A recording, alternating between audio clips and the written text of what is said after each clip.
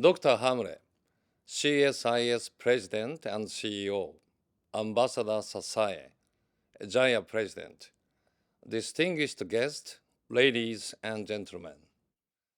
I would like to extend my congratulations on the 31st Annual Japan-U.S. Security Seminar, co-hosted by CSIS and JAYA. This year's seminar is particularly timely as it takes place soon after the first Japan-U.S. summit meeting, following the inauguration of the Trump administration. During the summit meeting, Prime Minister Ishiba and President Trump confirmed their commitment to further strengthening the relationship between Japan and the United States. I myself accompanied the Prime Minister and witnessed firsthand the cordial personal ties between our two leaders. I also visited Washington D.C. last month to attend the inauguration ceremony, which in fact marked the first time for the Japanese foreign minister to do so. On that occasion, I had a very fruitful meeting with Secretary Rubio the day after his confirmation in the Senate. The Japan-U.S. alliance is the cornerstone of our country's diplomacy and security. And to demonstrate the strength of the alliance to the world, our two countries made an excellent start right after President Trump took office. We will continue to work closely together at all levels to bring the bilateral alliance to new heights. We are at a turning point in history, and the decisions we make today will determine the future of our globe. As the security environment surrounding us becomes even more severe, the Japan-U.S. alliance plays a growing role in realizing our shared vision of a free and open Indo-Pacific, so-called FOIP.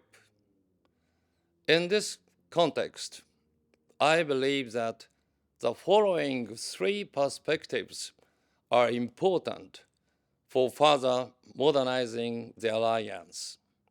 First, we must further enhance the deterrence and response capabilities of the alliance. Both governments have been constantly discussing strategic challenges to address evolving situations. In the recent summit meeting, we reaffirmed the priority matters of the bilateral security and defense cooperation. Those matters include upgrading alliance command and control, increasing presence in the Southwest Islands, further reinforcing extended deterrence, and enhancing defense equipment and technology cooperation. In order to implement the commitment made by both leaders, I would like to hold a 2+2 meeting together with my colleagues as early as possible. By doing so, I will devote my personal effort to steadily advancing Japan-U.S. security and defense cooperation. Next, close cooperation with like-minded countries is essential to realize our shared vision of a FOIP. Last month, I visited the Republic of Korea, the Philippines, and Palau to confirm our coordination to this end. In addition, the Quad Foreign Ministers meeting we had last month was the first diplomatic engagement for Secretary Rubio, only 1 hour after he entered the State Department building. This shows America's strong commitment to a FOIP. We will carry on this effort to build multi-layered and effective networks of like-minded countries.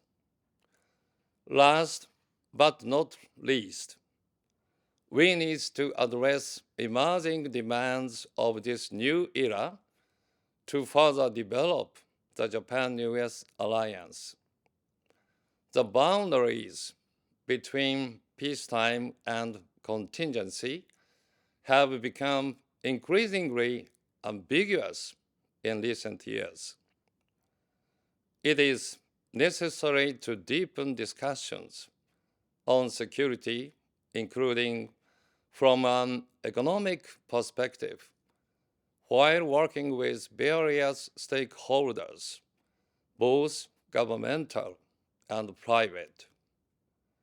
In this regard, I welcome the new initiative of this seminar to include economic security topics and a session with the business sector.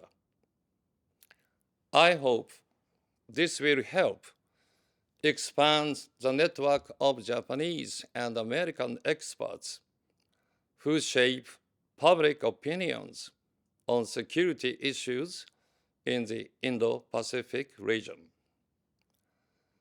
Please allow me to conclude my remarks by wishing for fruitful outcomes from this year's seminar.